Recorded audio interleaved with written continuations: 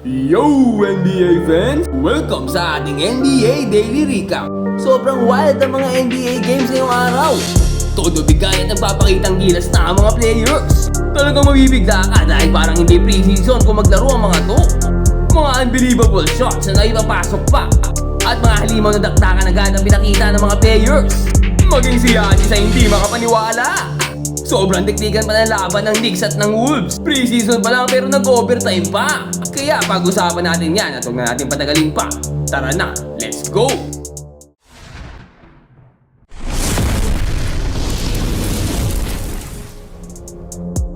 First game nga natin, OKC vs Hornets. MVP back in action at napakagandang spin around the gun ang pinakita.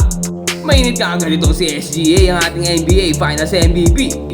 Siya nag-handle sa opensa nitong OKC. Shooting at napakagandang mga pasa ang pinakita nito sa ating first quarter. Napakagandang behind the back pass pa para sa libreng open shot ni Dort. At syempre wala pa rin tatalo sa kanyang signature mid-range shot. Mahirap talagang bantayan yan. At patuloy nga pagbira niya sa opensa at tumira pa ng tres. Wala nga sagot sa kanya Hornets dito, hindi siya mapigilan. Napakagandang dribble move pa pinakita sa by layup. At syempre, andyan pa rin naman ang kanyang passing ability. Hindi naman bakaw tong si SGA, kaya nakakuha ng tres itong si Isaiah Joe. At patuloy nga lang ang pagkarangkada nila sa first half. Hindi pa rin talaga mapadepensahan itong si SGA. Susubok namang sumagot dito si Terrence Mann sa napakagandang spin move at acrobatic play. Susundan pa niya ng isang napakagandang 3-point shot. Stop in the pump. Kaso masyado talagang dominating itong si SGA, no, hindi mapigilan ng opensa ng OKC dahil sa kanya. Dito nga masyadong malayo ang depensa at tinirahan na lang. Pero bago matapos ang first half ay susubukan naman sumagot dito ng Hornets, no? Isang magandang assist dito kay Lamelo para sa corner 3. At syempre hindi lang naman passing itong si Lamelo Ball, kaya niya rin tumira at bumitaw nga ng tres sa harapan ni MVP. Start of third quarter ay nagpatuloy naman ang init ni Lamelo sa 3-point shots. Mabawi sana dito si Jalen Williams, no, tumira ng sariling tres niya. Pero tingnan nyo dito yung mangyayari, napaka-imposibleng behind the backboard shot. Naipasok pa ang buzzer beater na yun. Tingnan nyo naman ang reaksyon ng mga kampi niya, hindi makapaniwala. Grabe naman kasi, nasa likod na naitira pa at naipasok pa sakto pa sa buzzer beater. Maging si SGA at si J-Dub hindi makapaniwala. At simula nga niya, nagpatuloy na ang hot shooting nitong OKC. Nagpaulan na mula sa 3-point arc ang mga to. Hindi na kailangan ng MVP. At pakunti-kunti ay lumalayo na nga ang score nitong OKC sa kanilang mainit na shooting sa 3. Talagang hindi na madepensahan itong Charlotte ang shooting nila. At isang thunderous lang pa bago matapos ang laro. At pangunguna nga ni SGA ay nakuha na nila ang kanilang second win ng preseason. Next game, Cavs vs Bulls naman. At simula pa nga lang ng laro ay pinapakita ng Cavs. Ready na sila para sa regular season. Ganadong-ganado nga ang mga starters nila at napakaganda na pinapakita nilang depensa dito. Pinangunahan sila sa opensa ng kanilang star, si Donovan Mitchell. Napakaganda pa ng mga pasang ginawa nito. Tulad nito, another full court pass mula sa kanya at another wide open dunk para sa Cavaliers. At talagang may bitaw sa 3-point line ito si Donovan. Paul dyan, meron din namang mid-range shot itong si Donovan. Pinabantayan nga si Giddy pero hindi na nakareact sa pull-up niya. Babawi naman to si Josh at napakagandang dribble move sabay bitaw. At bago matapos ang first quarter, ipinato lang ni Giddy ang bola ay pumasok pa, buzzer beater. Parang hindi na inasinta nahulog pa rin. Samantalang patuloy naman sa second quarter ang pag-arangkada nitong Cavs starters, no? Talagang atake kung atake, walang katakot-takot ang mga to. Maganda nga rin na nilaro nitong si Hunter at si Mobley. Hindi lang naman si Mitchell ang umi-score sa kanila.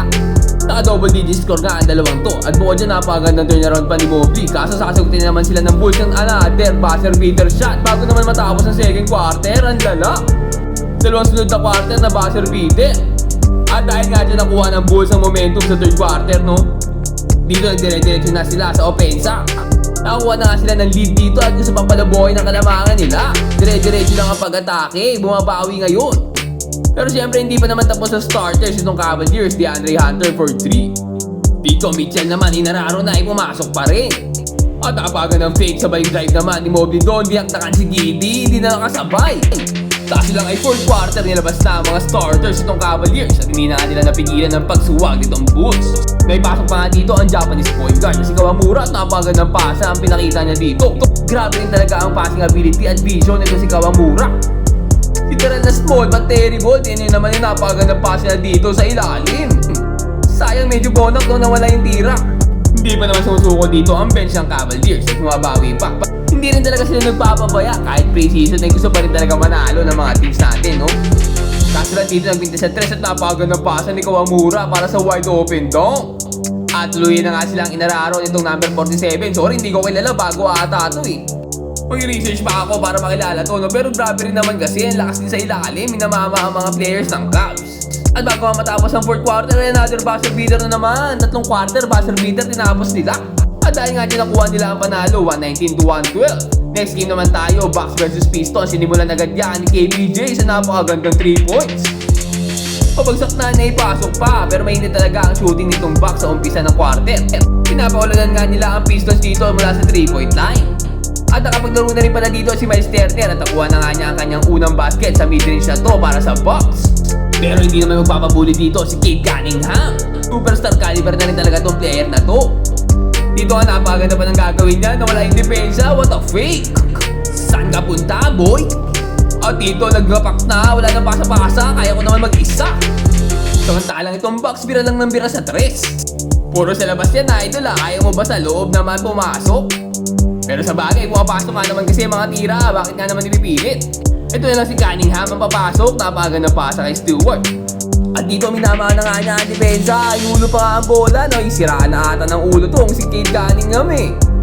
Pero solid din talaga kasi itong si Cunningham sa scoring eh. Talaga nag-improve at binuhatan niya ang Pistons. Dito nga napakaganda ng 3-point shot pa ang binitawan. At patuloy nga lang sa pag-atake itong Pistons, Cade Cunningham na naman with the spin move, hindi talaga siya mapiit. What a nice pass pa, buzzer beater ba? Nawalan, buti lang may putback slam doon at nakakuha pa ng foul bago matapos ang 2nd quarter. Pagpasok ng 3rd quarter ay nagpasiklab naman ng mga guards itong Milwaukee Bucks. Ryan Rollins at Cole Anthony nagpakitang gilas na sa kanilang debut. Kailangan talaga nila magpakitang gilas dito dahil walang main point guard kayo ng Milwaukee Bucks. Inalis ba naman kasi itong Bucks si Dame eh? Baliwa ata ito eh. Okay lang daw, sabi ni Cole Anthony, siya na raw ang papalit. Pero ang tutusin, maganda naman talaga naging laro dito ng guards itong Milwaukee Bucks. Pinapakitaan na ng galaw itong si Giannis habang wala siya. At dito nga sa 4th quarter, nagkakapalitan na lang ng scoring itong Pistons at Bucks. Layup dito, layup doon. Tira dito, tira doon. Nagpapalitan na ng scoring, ibabalik-balik lang. Parehong lamang. Biro lang, tie ball game. Pero dito pinasok na nga ang kapatid ni Giannis, si Thanasis. At napagad ng alley-oops na magad ang binigay. Nagyayabang pa nga itong si Thanasis sa Antetokounmpo. Tuwan-tuwa naman itong si Giannis at ginawa ng kapatid niya. Proud brother eh, no? At dito napakaganda pa ng ginawa niya, acrobatic layup. Dito hindi makapaniwala si Giannis, gulat na gulat. Hindi makapaniwala kayang gawin yun ng kanyang kapatid. At dahil nga dyan nakuha na ng Bucks ang kanilang momentum at sinecure na nitong si Mark Sears sa kanyang 2 layup ang panalo ng Bucks. Hindi na kailangan si Giannis para manalo sa larong to. Kailangan na pala si Thanasis eh. Alisin na yan si Giannis. Next game tayo, no? Clippers versus Lions. Hindi ko tanda pangalan, no? Chinese team kasi to. Pero naglalaro sa kanila si Victor Oladipo. First quarter nga ay pinamalasan na agad tayo ni Harden ang kanyang mga point guard skills. Nagpapakitang gilis naman ito si Oladipo para sa Lions, siniraan si Kawhi Leonard sa 3. Nagpatuloy naman na magagandang passing nitong si Harden, nakita si Kawhi sa 3. Grabe rin talaga ang vision nitong si Davier at kaya-kaya pa rin pumasok sa ilalim, tinan niyo naman ay pasok pa yun. At mukhang niyakap na talaga ni Harden ang pagiging point guard, tinan niyo rumurondo pa, napakaganda naman nun. O dyan no, dinominate na sa ilalim nitong Clippers, itong Lions no, hindi makapalag. Ang lalaki kasi ng mga players nitong Clippers eh. Hindi makasabay sa ilalim itong Lions, hindi kaya sa depensa. Subac, Brook Lopez at ang high flyer na si John Collins ba naman ang katapat mo eh. Tulad dito, tinan nyo, dalawa-dalawa na bumabantay, nakuha pa rin niya rebound at tinataktakan lang sila. Talagang hindi nila kayang depensahan sa ilalim eh, masyadong overpowered. Buti lang nakuha sila ng steal dito. Pass break opportunity, pinanto na at napagandang alley-oop slam mula kay Victor Oladipo. Hindi naman hinahayaan ni Oladipo na basta-basta matalo ang Lions at pinapakitaan pa tayo ng napagandang mga assist. Sa ngayon kasi wala pa rin team ang kumukuha dito kay Oladipo, pero kaya-kaya pa rin naman sumabay eh. Halos na nga lang ang bumubuhay dito sa Lions para sa scoring eh. Samantalang walang kahirap-hirap Clippers na bitawan na bola na ibato pa. Napaganda steal naman mula kay Oladipo para sa wide open dunk. 2 seconds left na alley-oop pa at 1 second left na ibitaw pa para sa buzzer beater 3 dito sa Lions. Kaso sa second half no, hindi na kinaya talaga ng Lions at tiyampakan na sila nitong Clippers sa pangunguna ni CP3. Grabe pa rin talaga ang passing ability nito. Tingnan dito, titira na lang, ipinasa pa kay Lop. May katandaan na rin talaga itong si Chris Paul, no? Pero kayang-kaya pa rin naman bumira sa 3. At napakaganda depensa pa ang pinakita niya dito. Sabay pull up, wala na. Lista mo na yan. Veterans move yan eh. At patuloy na nga tinabakan dito ng Clippers. Itong Lions, no? Mabot pa nga ng 40 kalamangan nila dito, hindi na naawa. Pinaglalaroan yung kalaban, niliaktakan pa sa muka. At natapos nga ang laro sa score ng 142-95, grabe naman tambak yan. Pero itong last game natin, walang tambakan. Pre-season game ng Knicks kontra sa Wolves. Pero parang hindi pre-season, ay parang playoffs na nga ang intensity pinapakita ng dalawang teams na to. First quarter maganda nga pinapakita ang laro ng starters itong New York. Hindi naman papayag si Ant-Man niya, napakagandang galaw. By the way, tingnan nyo si Gobert, ang kinis ng ulo ay nagpakalbo. Nakakapanibago. Pero ito ang hindi nakakapanibago, ang shooting ni Randle. Babawian naman siya dito ni Bronson, napakagandang fake, sabay give and go, what a play mula sa dynamic duo nitong New York Knicks. At dito hindi pa napansin ni Randle, binabackdoor na pala siya, aray ko! Tapos tingnan nyo dito, parang hindi pre-season, dive kung dive sa bola eh. At dito nga naipasok na si kabayan Jordan Clarkson, napakagandang corner pasagad. At dito drumay pa, uy umikot-ikot lang, ruwan na naman si Gobert. Tapos tinirahan po, aray ko talaga dyan. At ito na ang stars ng Knicks at ng Wolves. Anthony Edwards versus Jalen Bronson, nagpapalitan lang. Dito nga si Jalen Bronson pa nagbabantay kay Anthony Edwards, pero nakalusot pa rin, napakaganda naman nun. Dahil nga dyan nakalamang ang Minnesota pagpasok ng third quarter, diyang dagan pa ni Randle sa kanyang 3-pointer. Pero babawi naman sa depensa itong New York para makahabol sa score. What a steal dito at another steal mula kay Kat. Another fast break opportunity para sa kanila. Uy, mabitawan pa bola pero buti nakuha ulit. Hindi pa naman tapos ang Wolves, napakagandang passing, nakakita tuloy si Anthony Edwards sa 3. Hindi naman nakakayaan yun ng Knicks. Michael Bridges dito, tumira rin ng 3, gumante. At unti-unti ang binubura ng Knicks dito, kalamangan ng Wolves. Napakagandang blow by pa, iwan si Gobert, sayang di dinakdak. Pero dito, papansin naman niya si Gobert, tiniraan sa 3, ginawang asintahan yung ulong kalbo. Kawawa na si Gobert dito, nireboundan pa ni Bronson eh. At dito another trip pa kay Michael Bridges, sumahabol na. At grabe rin deflection, tingnan nyo, nakaisa, 2, 3, 4. Sayang at nakuha lang ulit ng Wolves ang bola eh. Pero napakagandang effort sa depensa. At grabe rin ang effort ng si Naz Reid. Back-to-back shots mula kay Reid para buhayin itong Minnesota. Pinakitaan ng dribble move itong New York. At napakagandang layup pa. Grabe rin talaga itong big man na to eh. Pero mas grabe itong alley-oop na to. At muli na nga pinasok dito si kabayan JC. Jordan Clarkson, pinakitaan na ng moves, open na open sa layup. Kunti-kunti na nga buwabawi dito ang New York.